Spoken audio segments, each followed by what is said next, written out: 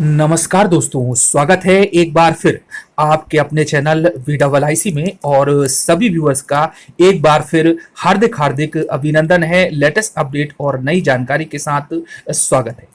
दोस्तों, जिन्होंने भी अभी तक सब्सक्राइब नहीं किया है तो सब्सक्राइब जरूर करते चलें।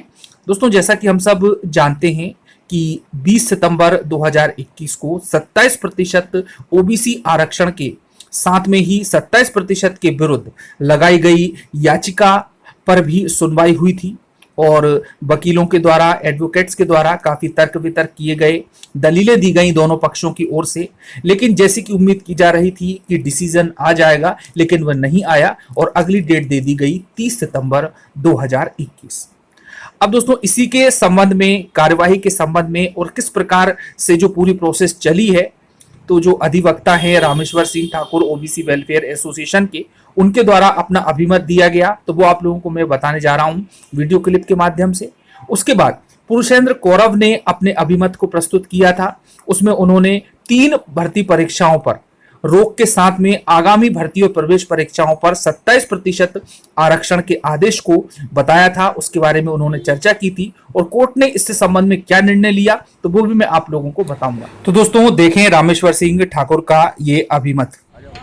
सर जी, आज ओबीसी मामले में फिर से एक बार सुनवाई हुई, क्या कुछ रहा कोर्ट के अंदर? जी, आज लगभग 38 मैटरों की सुनवाई थी और इसमें जो नई याचिका दाखिल की है youth for equality political party ने, उस पर भी सुनवाई हुई है। तो माननीय न्यायालय द्वारा किसी भी प्रकार का अंतरिम आदेश पारित करने से साफ इनकार कर दिया है और इसमें मध्य प्रदेश शासन की ओर से solicitor general of India Shri Tushar Mehta ji और महाधिवक्ता और मैं और हमारे विनायक साहब उपस्थित हुए थे और इंटरवीनरों की तरफ से और कुछ पिटीशनरों की तरफ से सुप्रीम कोर्ट की सीनियर अधिवक्ता श्रीमती इंदिरा जयसिंह और अभिषेक मनु सिंघवी जी इसमें उपस्थित हुए थे। लगभग कोर्ट ने 40-45 मिनट उनकी बहस सुनी है और उस बहस को सुनने के बाद कोर्ट ने यही वर्डिक्ट दिया है कि प्रकरणों को फाइनल ही डिसाइड करेंगे 30 तारीख को। इसके पहले कोई भी अंतरिम आदेश सर 2 सितंबर को जारी सरकार के सर्कुलर पर किसी प्रकार की रोक है? सरकार के 2 तारीख के सर्कुलर पर किसी भी प्रकार की रोक नहीं है और जो 27% आरक्षण प्रोवाइड करने वाला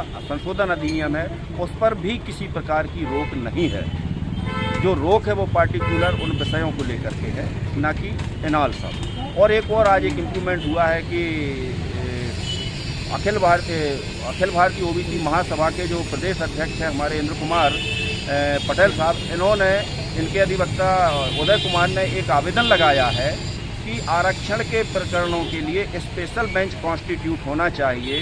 उस बेंच में ओबीसी और सवर्ण जज नहीं होना चाहिए। वो आवेदन पर माननीय न्यायालय ने कहा है कि हम 30 तारीख के पहले इसको डिसाइड करेंगे। दोस्तों, इन्होंने जो कहा उसमें मुख्य बात यह थी कि जो आगामी और भर्ती प्रवेश परीक्षाएं होंगी उनमें 27% आरक्षण लागू किया जा सकता है। उस पर किसी प्रकार की रोक न्यायालय के द्वारा नहीं लगाई गई है। चलिए, अब पुरुषेंद्र कौरव क्या कहते हैं वही भी देख लें। देखिए दोस्तों, एक पेपर की कटिंग है और इसमें है कि पीजी, नीट और शिक्षक भर्ती परीक्षा छोड़ 27% आरक्षण दिया जाएगा आगामी सभी भर्ती और प्रवेश परीक्षाओं में। ठीक है। अब हाईकोर्ट में हुई ओबीसी के मामले में सुनवाई, तो जबलपुर उच्च न्यायालय में सोमवार को राज्य सरकार ने एक बार फिर अन्य पिछड़ा वर्ग को 27% आरक्षण देने की पुरजोर कोशिश की और वहां पर तर्क और दलीलों के माध्यम से अपने पक्ष को बहुत अच्छे तरीके से रखा। अब दोस्तों, जैसा कि मैंने आप लोगों को बताया था कि भूपेंद्र सिंह जी ने भी अपना बयान दिया कि हम जो है इसकी लड़ाई आगे लड़ते रहेंगे और किसी भी प्रकार से पीछे नहीं हटेंगे। तो इसी के संबंध में सरकार की तरफ से जो न्यायालय में अटॉर्नी जनरल थे तुषार मेहता जी, उन्होंने पिछली बार भी काफी कुछ अच्छे वक्तव्य दिए थे, लेकिन इस बार लगा कि उनकी तैयारी बहुत अच्छी नहीं थी। लेकिन फिर भी उन्होंने तर्क दिया कि राज्य की जो जनसंख्या है ओबीसी की वो 50% से ज्यादा है, यानी 51% है, और इस प्रकार से जो आरक्षण 27% दिया जा रहा है वह उचित दिया जा रहा है और इसको मान्य किया जाना चाहिए। इसके साथ में ही जो पुरुषेंद्र कौरव हैं, एडवोकेट जनरल हैं मध्य प्रदेश के, उनके द्वारा भी अपना अभिमत दिया गया था कि जो भी 3 परीक्षाएं हैं केवल उन पर ही रोक है, उन पर ही स्टे है और आगामी जो भर्ती परीक्षाएं होने वाली हैं और जो भी प्रवेश परीक्षाएं होने वाली हैं उसमें किसी प्रकार का कोई रोक नहीं है और ना ही किसी प्रकार का कोई स्टे दिया गया है। अब दोस्तों, उन्होंने ये भी कहा कि उच्च न्यायालय में 27% आरक्षण पर जिन मामलों में रोक लगाई गई थी उनमें पीजी, नीट, शिक्षक भर्ती और अन्य परीक्षा जो कि मेडिकल से संबंधित है वो सम्मिलित है और सितंबर में गवर्नमेंट के द्वारा जो आदेश जारी किया गया है उसके आधार पर आगामी भर्ती प्रवेश परीक्षाओं पर 27% ओबीसी आरक्षण लागू रहेगा। तो दोस्तों इस प्रकार से इनके द्वारा अभिमत दिया गया और अब सवाल उठता है कि आखिर कोर्ट में क्या कमी रही कि ये फिर से निर्णय नहीं हो पाया और क्या गवर्नमेंट की इसमें तैयारी थी। तो इसके संबंध में कमलेश्वर पटेल क्या कहते हैं, तो उनका बयान भी आप देख लें।